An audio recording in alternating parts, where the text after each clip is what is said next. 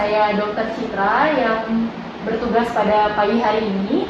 Sebelumnya saya cek identitas terlebih dahulu ya Pak. Benar, dengan Bapak Enrico, umur 30 tahun, beralamat di Bakti Sragen ya Pak. Baik, Bapak di sini saya lihat Bapak diminta untuk pemeriksaan lab deh. Ya, maka dari itu saya akan mengambil sampel darah Bapak, yakni kurang lebih 3 cc. Di mana tindakan yang akan saya lakukan nanti, saya akan menusukkan jarum di lengan Bapak, kemudian saya akan mengambil sampel darah, yakni sebesar 3 cc. Di mana mungkin prosedur nanti saat saya menusukkan jarum akan terasa sedikit nyeri, namun tidak mengalami suatu permasalahan yang serius seperti itu. Apakah ada yang ingin ditanyakan? Tidak Pak ya? Apakah Bapak bersedia saya lakukan tindakan tersebut? Baik, kalau begitu Bapak silakan berbaring di atas kasur sembari saya melakukan tindakan aseptik atau cuci tangan nih Pak. Silakan Pak. Langkah pertama saya akan melakukan tindakan aseptik dan juga memakai handscoon. Diawali dengan mencuci tangan 6 langkah.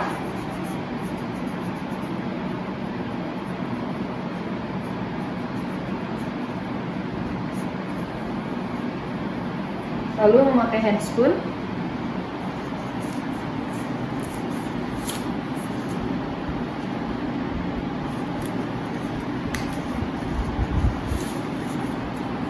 Selanjutnya, saya akan mempersiapkan alat-alat untuk menunjang fungsi vena. Diawali dari tourniquet, spike 5 cc, kontainer, alcohol swab, dan juga tempat sampah medis. Pertama, saya akan memberi label pada kontainer pasien sesuai dengan identitas pasien.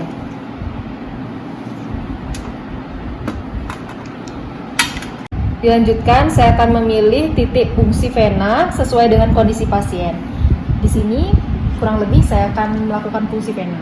Dilanjutkan, saya akan melakukan pemasangan tourniquet dengan memilih lokasi lengan yang akan saya pasang dan melihat kekencangan dari tourniquet ini.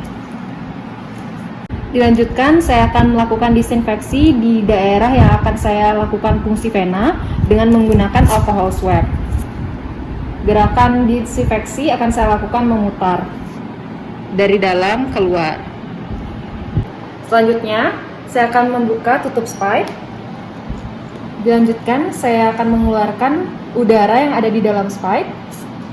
Spike akan saya pegang menggunakan tangan kanan dengan bevel jarum menghadap ke atas. Jarum akan saya tusukkan dengan sudut kurang lebih 15-30 derajat.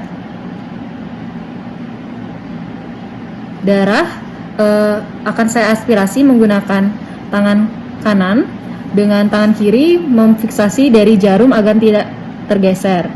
Lalu setelah tampak darah yang teraspirasi, kemudian saya akan melepaskan tourniquet.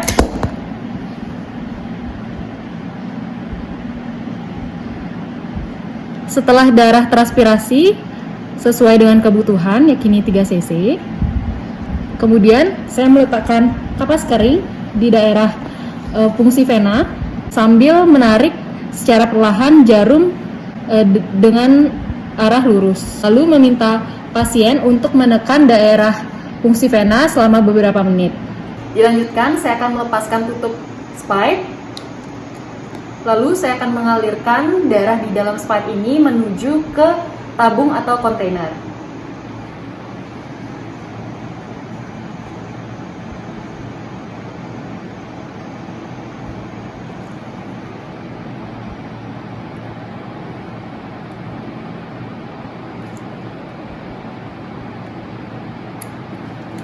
Setelah itu, saya akan membuang spike bekas ke tong sampah infeksius.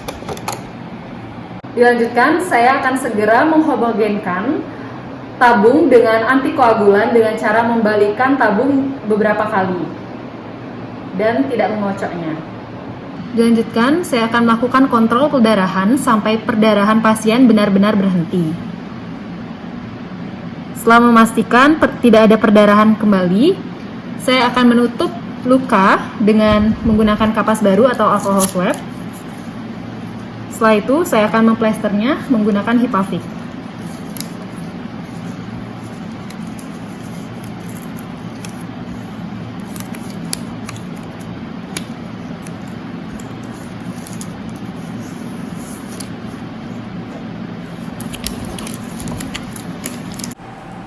Dilanjutkan, saya akan memberikan instruksi kepada pasien untuk mencegah dan mengatasi hematom. Baik Bapak, tindakannya sudah selesai. Silakan kembali ke tempat duduk sembari saya mencuci tangan dan melakukan pelepasan dari handscoon.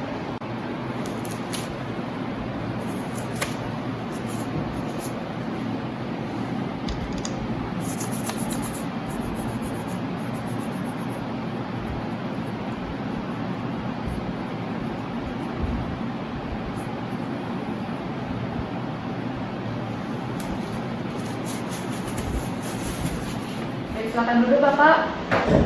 Baik, tadi sudah saya lakukan fungsi vena untuk mengambil darah atau sampel darah Bapak, dan sudah saya tutup daerah fungsi tadi menggunakan plester.